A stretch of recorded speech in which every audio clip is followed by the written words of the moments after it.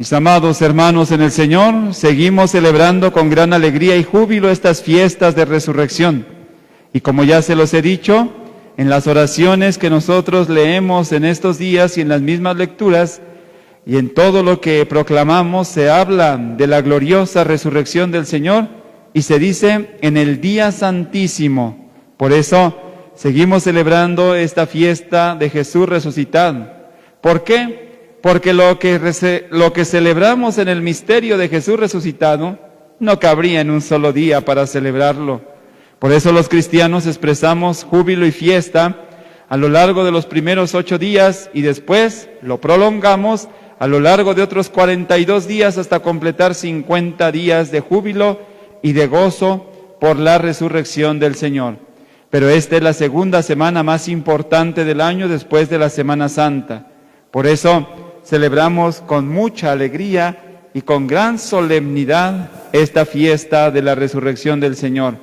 No hay ninguna semana al año que la Iglesia celebre con tanta efusión y alegría la fiesta del Señor. Por eso, incluso, ¿verdad?, pudiendo tomar unos días de descanso, ¿verdad?, no lo quiero hacer nunca, porque estos días son tan maravillosos, tan espirituales, que dan fuerza y alegría a la vida cristiana. Quien no entiende la resurrección del Señor no sabe nada de la vida de Cristo y no entiende qué significa su vida cristiana.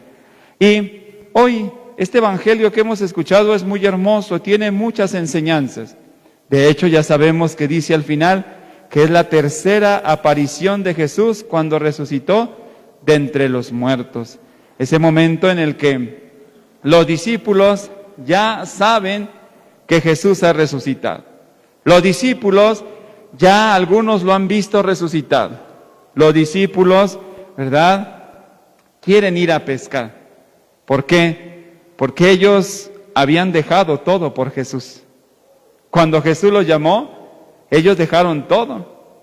Pedro, Santiago y Juan dejaron a sus padres, dejaron las redes, dejaron las barcas, dejaron todo para seguir a Jesús, ¿verdad? Y todos habían dejado algo para seguir a Jesús. La mayoría de los apóstoles dejó familia, casa, dinero, todo. Pues, entonces, claro está, que si 3 años estuvieron con Jesús, pues no tenían nada, porque todo, ¿verdad?, también lo guardaba Judas el ratero, y entonces no tenían nada. ¿Cómo iban a seguir adelante? Y una vez que ya vieron a Jesús resucitado, entonces tienen esa fuerza, pero hay algo que a veces nos puede pasar: creer que todo es lo mismo, creer que la vida tiene que ser igual. Hay una cosa en la que nos equivocamos todos, hasta sacerdotes, hasta grandes jerarcas de la iglesia, y muchos laicos se equivocan. Creer que una vez que se han encontrado con Jesús, su vida puede ser igual que antes. Y hay quienes quieren regresar a ser igual que antes, y ya no lo podrán hacer, ni aunque se alejen de Dios, y morirán en la pena y en la tristeza alejados de Dios, pero ya no podrán ser su vida igual que antes. Todos a veces quisiéramos regresar, y hay gente que yo he escuchado: yo ya me voy de la iglesia y voy a ser como era antes. Ándale, a ver si es cierto que vas a poder, a ver si es cierto cuando te vuelva a ver, ¿verdad?, llorando, triste, ¿verdad?, y busques nuevamente a Dios. O vivas en la tristeza y en el dolor de saber que tienes quien le da sentido a tu vida, a tu existencia, y no lo quieres, ¿verdad?, volver a tomar. Una vez que uno ha seguido a Jesús, ya no puede ser igual. Yo he sabido de sacerdotes que han dejado los ornamentos, los ministerios, ¿verdad?, para casarse, para hacer otra vida, y son muy infelices la mayoría, a menos de que no fuera su vocación. Cuando no es su vocación y se van de la iglesia, viven bien. Pero cuando es su vocación y se dejan el ministerio y dejan esto, viven desgraciadamente. Y conozco a muchísimos que así les ha ido en la vida. ¿Por qué? Porque no es su vocación, porque no es a lo que Dios los llamó. Una vez que uno ha tomado la decisión de seguir a Jesús, ya no puede ser igual. Y por eso los apóstoles creyeron que iban a volver a su vida de antes, a ser pescadores, ya se nos contó que Jesús ya resucitó, que ya está ahí, ya vivió y ya. Se les escapa la fuerza espiritual, la fuerza del reino espiritual. Cuidado, el reino de Dios no es materia. Cuidado, el reino de Dios no es meramente humano. El reino de Dios, si de verdad estás conociendo a Dios, si de verdad lo estás conociendo, es el reino espiritual. Y por eso los discípulos, ¿verdad?, no pueden volver a su vida de antes. Y Jesús los está confirmando una vez en la fe, ya resucitado, para hacerlos entender cuál va a ser el camino que tienen que seguir. Ya le había dicho a Pedro que él va a ser pescador de hombres y por eso le vuelve a reiterar, echa las redes, ¿verdad?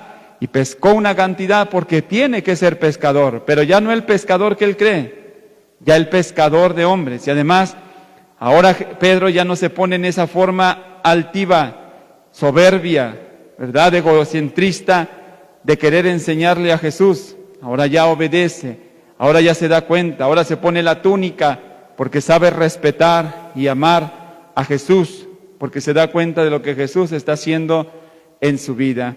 Y así van a tener que conocer y entender el camino de Jesús, pero ya no lo podrán dejar. Y si en algún momento lo quieren dejar, Jesús va a regresar por ellos. Y si en algún momento ya no quieren, Jesús los va a dejar libres, pero ellos mismos serán entonces árbitros de su propia vida, de su desgracia, de su destino. Y así a Dios no le podemos reclamar que Él no nos está dando la oportunidad de seguirlo y de hacer lo que Él nos pide. Por eso, qué bonita escena donde Jesús vuelve a llamar a sus discípulos. Si ya se sienten como desanimados, tristes, Jesús les invita a una vida fraterna, a una vida verdadera. Y por eso, ahora la comunidad tendrá que ser, ¿verdad?, aquella que manifieste la presencia del resucitado. Y Jesús va a tener que congregar a la comunidad para que ellos en la comunidad puedan manifestar la fuerza de Jesús resucitado. Y es Jesús entonces el que llama a sus discípulos y los discípulos, ¿verdad?, están con Él. Una bella y conmovedora escena está al final de este evangelio. Vénganse, muchachos, a almorzar. ¡Qué hermoso! Y esto se nos invita a todos los pastores en la iglesia, a todas las autoridades eclesiásticas, a ser cercanos a la comunidad, a ser cercanos a aquellos con los que sufren, a ser cercanos con los hermanos. Todos nosotros en la iglesia, qué importante es que seamos cercanos con aquellos que sufren, a solidarizarnos con aquellos que están viviendo momentos difíciles. Y por eso Jesús le dice, vénganse, muchachos, vénganse a almorzar. Jesús les ha preparado una escena preciosa. Ya resucitado les ha preparado un almuerzo para aquellos, ¿verdad?, estén con Jesús y sepan que Jesús no les abandonará, que Jesús siempre estará espiritualmente con ellos, dándole la fuerza renovadora del Espíritu para que sigan adelante. Por eso, queridos hermanos, ojalá no se nos olvide que Jesús resucitado vive entre nosotros, sigue entre nosotros, está entre nosotros, con una fuerza verdaderamente espiritual. La fuerza de Dios no es material. Por eso, si tú sigues esperando cuestiones meramente materiales, no vas a conseguir nada de Dios, no vas a obtener nada de Dios. Tienes que aprender que hay una fuerza espiritual. Por eso la fuerza espiritual es la que te hace abandonar las cosas cuando Dios te pide abandonar, incluso cosas que te agradan, placeres, familia, trabajo, dinero, esfuerzo. Cuando tú tienes que renunciar a cosas que te agradan para seguir a Dios. Pero esto no lo puede hacer un hombre placentero. Esto no lo puede hacer una persona ambiciosa, egocentrista. Esto no lo puede hacer una persona egoísta, ¿verdad? Si no da un cambio de vida, si no da una transformación. ¿Por qué? Porque solamente tomándote de la mano de Cristo resucitado, podrás dar esa transformación en tu vida. Podrás entender que ya tu vida no es como la de los demás mortales, sin juzgarlos, sin condenarlos. Al contrario, vas a querer luchar por atraerlos hacia Dios, pero tu vida ya no va de esa manera. Por eso, ¿quiénes son los que soportan una enfermedad mortal? ¿Quiénes son los que soportan en la vida tantos momentos contrarios a la fe? Pues las personas verdaderamente espirituales, los maestros de espiritualidad, los que de veras hablan con Dios, los que de veras se esfuerzan a estar con Dios. Ellos son los que entienden la vida de Dios. Por eso esta vida no la entiende cualquier hijo de vecina. Por esto esta vida no la entiende cualquiera que nada más por emoción sigue a Jesús, que nada más por un momento de sentimiento sigue a Jesús. No, pronto terminará yéndose de las cosas de Dios. El que lo sigue de veras, con ese amor, con esa entrega, con esa generosidad, ya su vida no puede ser igual. Por eso los santos, su vida ya no fue igual. Una vez que se encontraron con el resucitado de verdad, ya su vida no fue igual. Siempre estuvieron con Él. Y en pruebas, aflicciones, angustias, tristezas, soledades, enfermedades y pruebas muy grandes que Dios les dio, siempre siguieron firmes en su fe.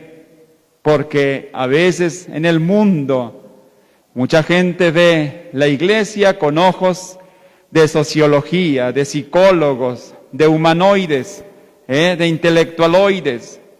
Por eso toda esa gente que critica a la iglesia, esos jóvenes, esos licenciados, todas esas personas muy estudiadas que critican a la iglesia, pero solamente con esos ojos de politólogos, de sociólogos, de maestros de religión, etcétera, se equivocan.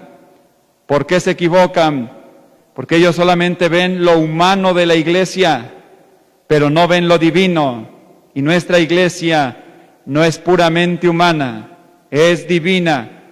Y por eso, a pesar de que la han querido destruir desde hace 2000 años, como escuchamos en la primera lectura, si se dieron cuenta, ya empezaron a buscar la forma para perseguir a los apóstoles. Cállense y no van a hablar en el nombre de ese Jesús. Esto lo tenemos hasta el día de hoy. Nada más que hoy los políticos son muy diplomáticos, pero lo tenemos hasta el día de hoy. Quieren que nos callemos, pero no nos callaremos. Y la iglesia se seguirá subsistiendo. Y la iglesia no será destruida, porque la iglesia es de Cristo. Y Cristo la sostiene, y porque la fuerza de la iglesia no está en sus curas, la fuerza de la iglesia está en el resucitado. Que así sea. Así sea.